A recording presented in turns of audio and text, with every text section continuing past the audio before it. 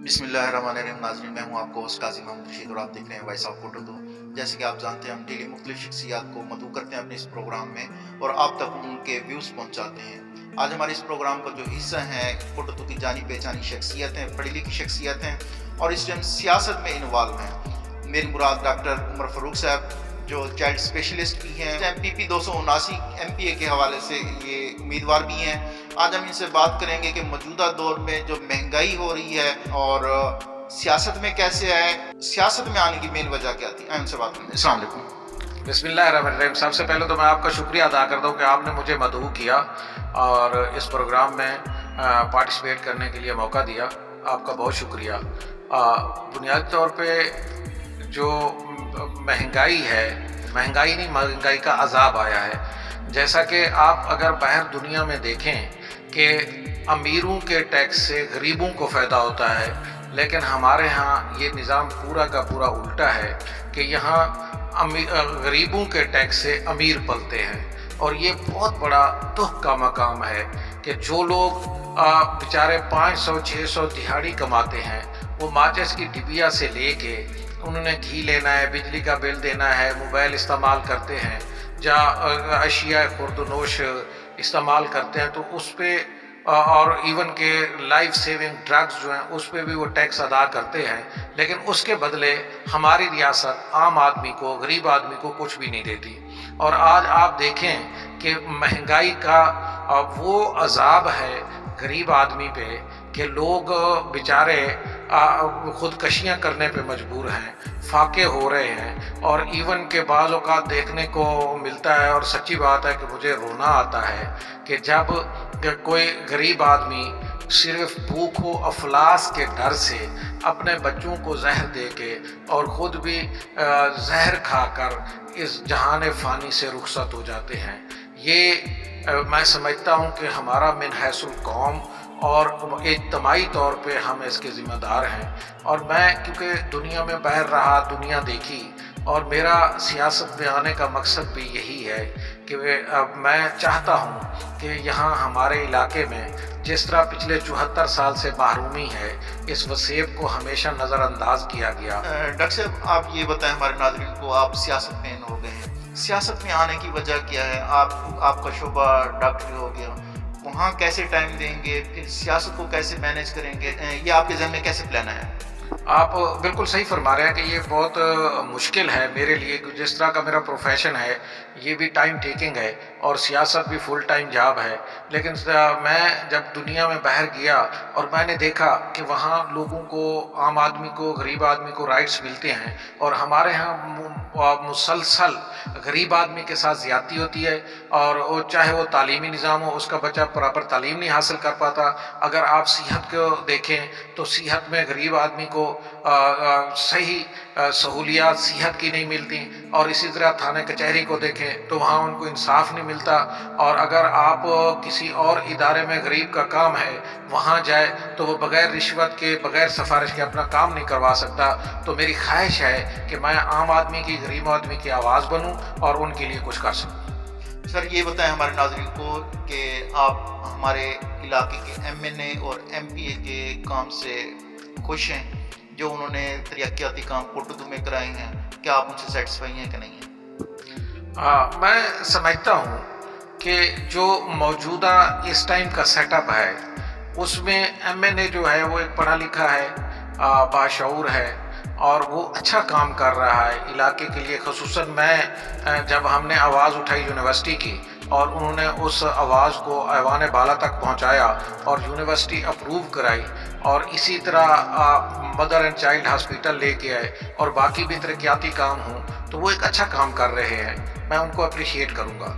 लेकिन अगर उनके मुकाबले में आप हमारे सूबाई असम्बली के नुमाइंदे को देखें तो वो जिस जगह पे चल रहे हैं, उस पर मुझे तो मायूसी हुई है, क्योंकि मैं तहरीक इंसाफ का हिस्सा रहा हूँ, और तहरीक इंसाफ एक इंसाफ के नारे के साथ आई थी, जिसका ये नारा था कि करप्शन फ्री पाकिस्तान होगा और लोगों को बुनियादी सहूलियात मिलेंगी। लेकिन हमारे MPA साहब डायरेक्टली करप्शन में इन्वॉल्व हैं और इदारे इस टाइम काम नहीं कर रहे। تو میں تو ایم پی اے صاحب کی جو کارکردگی اور خصوصاً وہ جس طرح کا وہ تھانے پہ انوالومنٹ کر رہے ہیں اور لوگوں پہ ڈائریکٹلی اسی طرح پرانے دور کی طرح جس طرح یہاں سیاسی کلچر تھا اسی طرح وہ ناجائز پرچے ہو رہے ہیں اور لوگ بیچارے پریشان ہیں اور ان کی کہیں سنوائی نہیں ہوتی، اور کہیں بھی چلے جائیں جتنے بھی صوبائی محکمے ہیں وہاں عام آدمی کی کوئی سنوائی نہیں ہوتی اور وہ ذلیل و خوار ہو گیا ہے۔ تو میں تو اپنے صوبائی نمائندے کی کارکردگی سے انتہائی مایوس ہوں۔ آپ ہمارے ناظرین کو یہ بتائیں کہ آپ سیاست میں ان ہو چکے ہیں، جب ہم نے آپ کو سیاست میں ان دیکھا تو آپ پی ٹی آئی کے پلیٹ فارم پہ تھے، کچھ عرصے بعد آپ نے پی ٹی آئی کو چھوڑ دیا، اب کچھ عرصہ خاموش ہونے کے بعد دوبارہ سیاست میں ان ہو رہے ہیں، تو ان ہونے کی وجہ کیا ہے، آؤٹ ہونے کی وجہ کیا تھی؟ اصل میں بنیادی طور پہ پی ٹی آئی کے نظریے کے ساتھ تھا اور بڑا عرصہ ورک بھی کیا، اور ان بنیادی ورکر سے جب پی ٹی آئی کو ٹانگا پارٹی کہا جاتا تھا تو تب ہم پارٹی میں تھے، لیکن اب میری صحت کی خرابی کی وجہ سے تو میں پچھلے الیکشن میں حصہ بھی نہیں لے سکا اور میں سیاسی طور پہ تھوڑا سا آؤٹ ہو گیا، اور 2-2.5 سال میری صحت مجھے اجازت نہیں دیتی تھی، اس لیے میں کوئی ایکٹیویٹی نہیں کر رہا تھا، اور میں دیکھ رہا تھا، پھر ایک امید تھی کہ جی تحریک انصاف آئی ہے اور یہاں انشاءاللہ لوگوں کے بنیادی مسائل حل ہوں گے، ان کو انصاف ملے گا، لیکن بد نصیبی سے کہ ہماری جو صوبائی اسمبلی کی سیٹ پہ ہمارا عوامی نمائندہ منتخب ہوا اور ہم کرپشن فری پاکستان کا نعرہ پی ٹی آئی لگا کے آئی تھی، لیکن انہوں نے کرپشن کا ایک بازار گرم کر دیا۔ اور اسی طرح اگر آپ بلدیہ کو دیکھیں، ہمارا 1 ارب 21 کروڑ کا باقول ہمارے اپنے صوبائی نمائندے کے پریس کانفرنس کے کہ وہ آیا، لیکن مجھے نہیں لگتا کہ یہاں کوٹے دو میں کہیں وہ لگا ہو۔ شہر کھنڈر بنا ہوا ہے اور صفائی نہ ہونے کے برابر ہے، اور پچھلے دنوں میں دیکھ رہا تھا کہ ملازمین نے ایک ہڑتال کی ہوئی تھی کہ ان کو تنخواہیں نہیں مل رہی، تو میں سوال کرتا ہوں کہ وہ 1 ارب 21 کروڑ جو ایکسٹرا آیا کمیٹی میں تو وہ کہاں گیا؟ جس طرح ہمارے ایک ایماندار آدمی نوید دیرت صاحب اے سی آئے تھے اور انہوں نے اسی پیسے سے جو ہمارے وہ ذرائع وسائل تھے کمیٹی کے، اس میں بہت کچھ کر کے دکھایا تھا اور شہر نکھر رہا تھا۔ بدقسمتی سے کہ اس وقت کے ہمارے سیاستدان نے اس کو یہاں نہ رہنے دیا اور وہ چلا گیا، اور اب اگر ایکسٹرا پیسے بھی آئے اور وہ کمیٹی کے وسائل بھی ہیں لیکن کمیٹی میں کچھ نہیں ہو رہا۔ ہماری گلیاں آپ دیکھیں کھنڈر کا سامان پیش کرتی ہیں اور لوگ پریشان ہیں، کسی کا کوئی کام نہیں ہو رہا۔ اگر لینڈ ریکارڈ میں چلے جائیں تو وہاں بغیر رشوت کے لوگ کسی کا کام نہیں ہوتا، اور یہی وجہ تھی کہ جب پچھلے دور حکومت میں بھی ہم جب بات کر رہے تھے، سیاست میں تھے، تو وہ یہی بات تھی کہ ہمارے عام آدمی کو، غریب آدمی کو، ہمارے وسیب کے لوگوں کو، ہمارے شہر کے لوگوں کو، ہمارے دیہات کے لوگوں کو انصاف ملے۔ تو وہی کلچر دوبارہ پروان چڑھا، اور یہی وجہ تھی کہ میں دوبارہ سیاست میں ایکٹیو ہوا، اور میں سمجھتا ہوں کہ انشاءاللہ میں اپنے علاقے کے غریب عوام کی، عام آدمی کی آواز بنوں گا۔ سننے والے یہ بھی تو سمجھ رہے ہوں گے کہ آپ ایم پی اے کی سیٹ پر الیکشن سٹینڈ کر رہے ہیں، ہو سکتا ہے یہ باتیں آپ ظاہری بات ہے اس سیٹ کے لیے کر رہے ہوں، تو اس حوالے سے ہمارے ناظرین کو تھوڑا سیٹسفائی کریں۔ نہیں، اصل میں نا میں آپ کو ایک بات بتاؤں کہ یہ تو ہر آدمی زبان زد عام ہے۔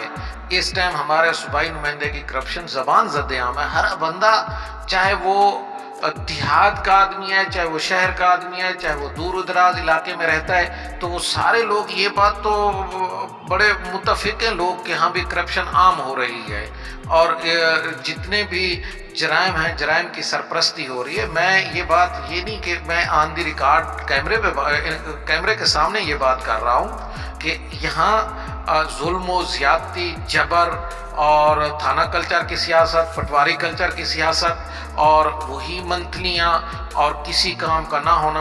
اور اس کی ایک مثال میں آپ کو ایسے سمجھاتا ہوں۔ فار ایگزامپل، اگر ہمارے نیشنل اسمبلی کے نمائندے نے جتنے بھی پروجیکٹ شروع کیے وہ تقریباً کمپلیٹ ہو گئے، اور اگر ہمارے صوبائی نمائندے کے یہ ہر بندہ کہتا ہے، اور ہمیں بھی نظر آتے ہیں، آپ کو بھی نظر آ رہے ہیں، آپ جا کے دیکھیں، کوئی بھی ایسا پروجیکٹ نہیں ہے جو شروع ہوا اور کمپلیٹ ہوا، کوئی بھی کام کمپلیٹ مکمل نہیں ہوا، ٹھیکیدار بھاگ گئے، اور کہتے یہی ہیں کہ اس کے جتنے بھی وسائل ہیں وہ اپنے لیے اور اپنے بچوں کے لیے استعمال کر رہا ہے. وہ یعنی کہ اس ٹائم ایک MPA شپ کو ایز اے پیسوں کی مشین استعمال کر رہا ہے. یہ تو آپ خود دیکھ رہے ہیں, پورا لوگوں کے سامنے ہے, یہ نہیں کہ میں صرف کہہ رہا ہوں. ڈاکٹر صاحب 1122 کا آفس کب سے بنا ہوا ہے لیکن وہ فعال نہیں ہے, اس کی کیا وجہ ہے؟ اصل میں سمجھتا ہوں کہ ہماری پریارٹی جو ہے نا وہ الٹ ہے. آپ دیکھیں کہ تھانہ دنوں میں بن گیا, عملہ بھی آ گیا, اس کی جگہ بھی ایلوکیٹ ہو گئی, اور وہاں بجٹ بھی آ گیا, سارا کچھ ورکنگ ہو گیا. لیکن جس چیز کی ضرورت تھی, کیونکہ اگر آپ چلے جائیں نا ترقی یافتہ ممالک میں, تو وہ وہاں تعلیم پہ توجہ دیتے ہیں, بنیادی صحت کی سہولیات پہ توجہ دی جاتی ہیں. ہمارے یہاں نظام الٹ ہے, صرف اپنی داتا گیری بنانے کے لیے, اپنا ایک اور ذریعہ آمدنی کا بڑھانے کے لیے تھانہ تو فوراً بن گیا, لیکن 1122 کی بلڈنگ آپ دیکھیں پچھلے 3.5-4 سال سے مکمل وہ کھڑی ہے, انتظار کر رہی ہے, کیونکہ دیواریں کام نہیں کرتی, دیواریں سہولیات نہیں دیا کرتی. یہاں عملے کی ضرورت ہے, گاڑیوں کی ضرورت ہے. آپ ہر چیز کو روک سکتے ہیں لیکن آپ حادثات کو نہیں روک سکتے. تو میں نے تو کئی دفعہ یہ بات آواز اٹھائی ہے کہ خدارا اس پہ توجہ دی جائے. ایون کہ اس معاملے میں تو میں اپنے MNA صاحب سے بھی گزارش کروں گا کہ وہ اس پہ توجہ دلائیں وزیر اعلیٰ صاحب کی, اور اس کو ورکنگ کیا جائے. یہاں عملہ آئے, گاڑیاں آئیں, اور جو حادثات ہوتے ہیں ڈیلی بیسس پہ اس کا تدارک ہو, اور کوئی اموات ایسی نہ ہوں جو ہماری غفلت سے ہوں, ریاست کی غفلت سے ہوں, ان کو فرسٹ ایڈ نہ دی جا سکے. تو اس کا میں تو اگین مطالبہ کروں گا کہ اس کو جلد از جلد ورکنگ کنڈیشن میں لایا جائے. ڈاکٹر صاحب موجودہ سچویشن, کیونکہ آپ ڈاکٹر ہیں, اس چیز کو ہم سے زیادہ اچھے انداز سے بہتر سمجھتے ہیں, کوٹدو میں اس ٹائم ہاسپٹل کی کیا سچویشن ہے, اور وہاں پہ عملہ کس طرح سے کام کر رہا ہے, اور وہاں پہ ادویات اور مریضوں کے ساتھ جو ان کا بیہیو ہے, اس بارے میں ہمارے ناظرین کو تھوڑا ڈیٹیل بتائیں. اچھا, میں آپ کو بتاؤں کہ یہ بہت اہم سوال ہے آپ کا. بنیادی طور پہ یہ بھی میں اگین کوٹ کروں گا MPA صاحب کی ایک پریس کانفرنس, جس میں انہوں نے کہا کہ جی 2.5 کروڑ کا بجٹ سالانہ یہاں ادویات کی مد میں آتا ہے. تو آپ یہ دیکھیں کہ 2020 میں یہاں 6,70,000 مریضوں نے وزٹ کیا. اگر پر مریض آپ خرچہ نکالیں تو 3 روپے ایک مریض کے حصے میں آتے ہیں. تو اس سے کیا وہ آپریشن کر سکتے ہیں, کیا سہولیات بہتر ہو سکتے ہیں؟ اسی لیے آج دوائیاں نہیں ہیں ہاسپٹلز میں, اور مریض کو ڈسپرین کی گولی تک نہیں مل رہی. اور آگے اگر آپ دیکھیں کہ یہ ہسپتال کا ایک پورا بلاک بنا تھا جس میں کارڈیالوجی کا ڈاکٹر آنا تھا, نیفرالوجی کا سیٹ اپ بننا تھا. اب ہماری ڈائلسس سینٹر کھلا ہے لیکن نیفرالوجسٹ نہیں ہے, وہاں یورالوجسٹ اس کو چلا رہا ہے. کتنی المیہ ہے. اور اسی طرح کارڈیالوجسٹ, باقی عملہ, نرسز آ گئی ہیں, ڈسپنسر آ گیا ہے, ورکر رکھ دیے گئے ہیں, بلڈنگ کھڑی ہے, لیکن ڈاکٹر کارڈیالوجسٹ یہاں نہیں آ سکتا. اور بدنصیبی سب سے بڑی یہ ہے کہ ہمارے شہر کے 2 کارڈیالوجسٹ اسپیشلسٹ ڈاکٹر, ایک توسے میں ڈیوٹی کا سر انجام دے رہا ہے, ایک مظفر گڑھ میں. جبکہ ہونا تو یہ چاہیے تھا کہ ہمارے شہر کے بچے, ہمارے مٹی کے بیٹے, اس علاقے کے بچے وہ یہاں سرو کرتے, لیکن ان کو یہاں لانے کی کوئی آج تک کوشش کاوش نہیں کی رہی. ہماری پریارٹی اور ہیں, ہم پیسے بنانے میں لگے ہوئے ہیں, عام آدمی کی سہولیات کے لیے ہم کوئی توجہ نہیں دے رہے. اسی طرح ٹراما سینٹر کی بلڈنگ بنی ہوئی ہے, اس کو ہم نے ویکسین سینٹر بنا دیا ہے. جبکہ میں نے جیسے پہلے عرض کی ہے کہ آپ ہر چیز کو روک سکتے ہیں, حادثات کو نہیں روک سکتے. تو اس طرح میں گزارش کروں گا کہ ٹراما سینٹر یہاں بننا چاہیے. اور اسی طرح آپ یہ دیکھیں کہ 15 سے 16 لاکھ کی تحصیل ہے اور 1 فزیشین ہے ہمارا, جبکہ یہاں کم از کم 3 سے 4 فزیشین نہ ہونے چاہیے. صرف 1 فزیشین یہاں کام کر رہے ہیں. 15-16 لاکھ کی آبادی کو کیسے ایک سرجن ڈیل کرے گا, کیسے سہولیات دیں گے؟ لوگ سمجھتے ہیں کہ ڈاکٹر جبکہ یہاں ریاست کی ذمہ داری تھی, ہمارے عوامی نمائندوں کی ذمہ داری تھی کہ یہاں کم از کم جو سرجن ہیں ہمارے وہ 3 سے 4 ہونے چاہیے. 24 آور سرجری کا کام ہونا چاہیے یہاں, کیونکہ پیشنٹ ایمرجنسی ہے, سرجری ایمرجنسی ہے اور اس کو ایمرجنسی میں ڈیل ہونا چاہیے. تو یہاں اور سرجن کی سیٹس آنی چاہیے جبکہ یہاں بارہا ڈاکٹرز نے یہ عوامی نمائندوں کو، ایون کہ وزیر اعلیٰ صاحب جب آئے تھے، وزیر اعلیٰ سے یہ گزارش کی تھی کہ یہاں سرجنز ڈاکٹر دیے جائیں، فزیشنز دیے جائیں، انیستھیٹسٹ ڈاکٹر دیے جائے، اور اسی طرح ٹراما سینٹر فعال کیا جائے، کارڈیالوجی سینٹر فعال کیا جائے، لیکن ہمارے عوامی نمائندوں کے کان پہ جوں نہیں ریگتی۔ اور صوبائی محکمہ ہے ہیلتھ کا، صوبائی نمائندے کو اس پہ توجہ دینی چاہیے تھی، لیکن آج تک اس کی کوئی توجہ نہیں ہے۔ لوگ بیچاروں کا کوئی پریشان حال نہیں ہے۔ ہسپتال میں کیسے سہولیات ہوں گے؟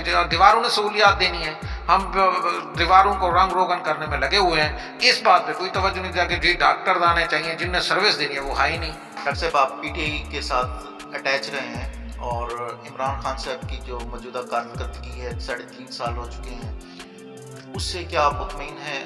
اگر مطمئن ہیں تو کس حد تک ہیں؟ اگر نہیں تو آپ کیا کہنا چاہیں گے اس بارے میں؟ میں تو خان صاحب سے صرف ایک ہی، اس آپ کے چینل کے توسط سے ایک ہی پیغام اور ایک ہی گزارش کرنا چاہوں گا کہ خان صاحب، آپ نے نعرہ لگایا تھا اور جس نعرے کے پیچھے یوتھ آئی تھی، ہم آپ کے ساتھ کھڑے رہے تھے، وہ صرف ایک ہی نعرہ تھا، کرپشن فری۔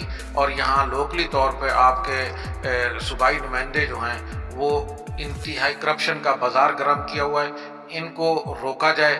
اور آپ ہمیشہ تعلیم کے میدان میں انصاف کی بات کرتے تھے، تو میرا شہر، میرا علاقہ، میرا وسیب اور میری یہ تحصیل انتہائی تعلیمی لحاظ سے پسماندہ ہے۔ یہاں یونیورسٹی ہمیں پراپر کیمپس دیا جائے اور ہماری بچیوں کے لیے یونین لیول پہ، ہر یونین لیول پہ ہائر سیکنڈری اسکول دیے جائیں۔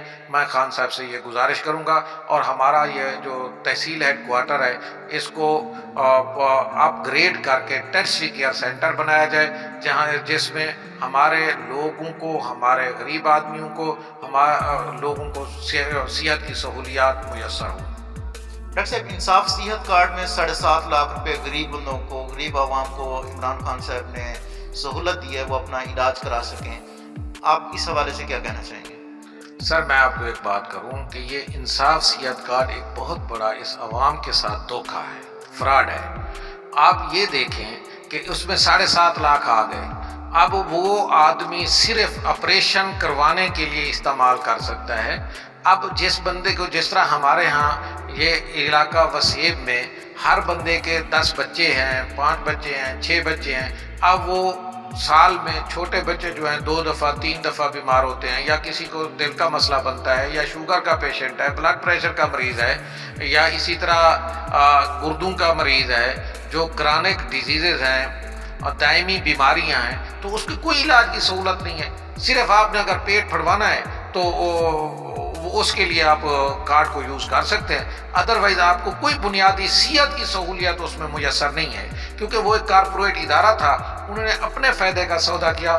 آپ یہ دیکھیں کہ ہمارے ہاں اگر ایک ایگزامپل میں دیتا ہوں، 1 لاکھ کارڈ یہاں ایشو ہوا ہے، اب کتنے لوگ ہوں گے جو آپریشن کرا لیں گے؟ 1000۔ باقی 99,000 کارڈ اسی طرح پورے کا پورا واپس جائے گا پیسہ، اس میں سے 1 روپیہ آپ کے عوام استعمال نہیں کرے گی، تو 1000 سے 2000 3000 ہو جائیں گے، اور ان میں اکثریت جو ہوگی وہ 10 سے 15,000 20,000 والا آپریشن کروائیں گے۔ اب کوئی 1 مریض 2 مریض ایسے ہوں گے جن کا کوئی بڑا آپریشن ہوتا ہے جس میں 3-4 لاکھ کا خرچہ ہو، ادروائز تو وہ کیونکہ ایک ایپ وہ تھی، تاجر کمپنی تھی، انہوں نے اپنے منافع کا فائدہ کیا، اور ہمارے نمائندوں کی ہمیشہ کی طرح اس میں بھی نااہلی رہی ہے۔ جب انہوں نے بات کی ہے، ڈائیلاگ ہوا ہے یا کنٹریکٹ ہوا ہے اسٹیٹ لائف کے ساتھ، تو اس میں آپ دیکھ لیں کہ انہوں نے اپنے فائدے کا سودا کیا۔ غریب آدمی کو اس میں کوئی سہولت نہیں ہے، وہ صرف کارڈ لے کے خوش ہو رہا ہے کہ جی مجھے صحت کارڈ مل گیا، اس میں فائدہ کوئی نہیں ہوا عام آدمی کے لیے۔ ٹھیک ہے ڈاکٹر صاحب، آپ نے ہمیں ٹائم دیا، آپ کی تشریف آوری کا شکریہ۔ انشاءاللہ نیکسٹ ٹائم نئے ٹاپک کے ساتھ آپ کو مدعو کریں گے، مہربانی آپ کی۔ تھینک یو سو مچ۔ جی ناظرین، آپ نے ڈاکٹر عمر فاروق صاحب کی باتیں سنی ہیں، موجودہ مہنگائی کے اوپر بات کی گئی ہے، موجودہ سیاسی اداروں پہ بات کی گئی ہے، سیاست پہ بات کی گئی ہے۔ ڈاکٹر صاحب اب سیاست میں بھی ان ہو چکے ہیں، اپنا انہوں نے ویژن بھی بتایا ہے کہ یہ کس طرح کی سیاست چاہتے ہیں اور کس طرح انہوں نے سیاست میں قدم رکھا، کون سی ایسی چیز تھی جو ان کو یہاں پر آنے پہ مجبور کیا انہوں نے۔ انشاءاللہ نیکسٹ ٹائم نئی شخصیت کے ساتھ حاضر ہوں گے، تب تک کے لیے اجازت دیجیے، اللہ نے کے